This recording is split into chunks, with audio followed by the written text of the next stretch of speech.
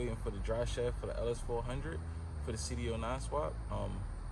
Let's do something cool with the Sc300 today.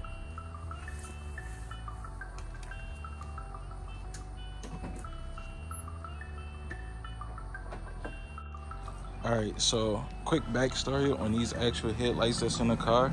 I built these almost a year ago for the Sc300. So it's the etch projector, and then it's two small projectors here. It's for more so a cool and clean look. I got the LED strip that's controlled off your phone. You can change the colors, the strobe in it, or keep it solid how I usually keep it. And then I got the little LED lights for my turn signals. So it's a real cool look for the Sc300. I can honestly say nobody has these. They're custom built, but as a recent, if you follow me on social media, you see I built a few headlights in the last couple weeks. So I want to go ahead and change these ones out and put a pair of the new ones in, which are the vented headlights that I put together about a week or two ago. So these are custom made vented headlights. The reason why I put 10 on it is because the projectors and the inside of it are so bright, so that way it dumbs the actual light down some. These are halo rings that light up. Halo rings, functional headlight. So they're so bright because there's no headlight. So I drive the car at night, so I want to be able to see. And same on this side, and then that's just the OEM projector. The LEDs, I'm gonna use the LEDs that's in the car already because I don't have to wire them up. I just literally unplug those and just plug them into here. And I have the strobe, well, the LED strip in here, that same LED strip in the other headlights. So in this part of the video, we'll install them. And in the next part of the video, so I'll show you what they look like at night, because you should be able to see them in the daytime, but it'll be a better look at night. So let's go ahead and get these nice old headlights out and install the new vented headlights. Should be pretty quick. As always, tabs broke, hanging on by a thread. So what I do, I'll transfer these tabs onto the other headlights, because those tabs on those headlights actually broke. So let's go ahead and get these things out and get the new ones in.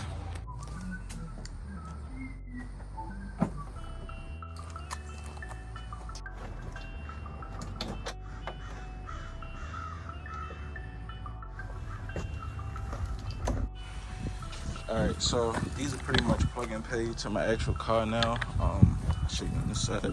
Some of the OEM harnesses I just pretty much changed out for these. So these are going to have to be a little bit of wiring going to have to be done to make these work.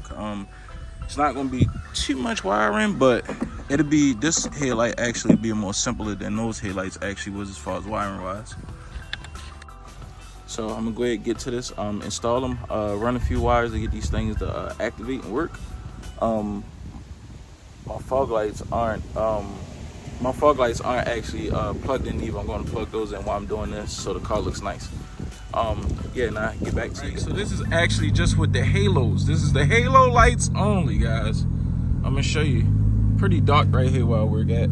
So this is the halo lights only, and this is with the projectors on. You can't really see it that good on camera, but these are actually, it's weird because these are actually brighter than the headlights I just took out. So this is the projectors and the halos lit up with the fog lights, and this is actually just the projectors, the projectors and the fog lights. Like, I mean, the fog lights and the halos, and like it's bright on its own, and they got 10 on it too. So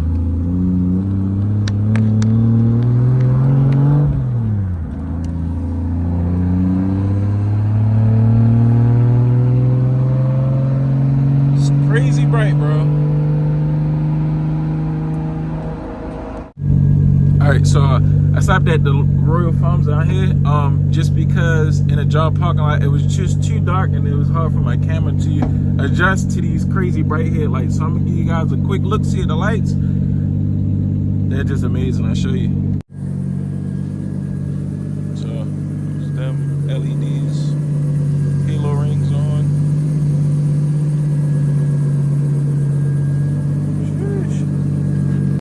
So that's with the halos only. Then that's with everything lit up. Crazy bright. You see how it's like messing up how the camera is. And then next with the strobes on, the LED strips.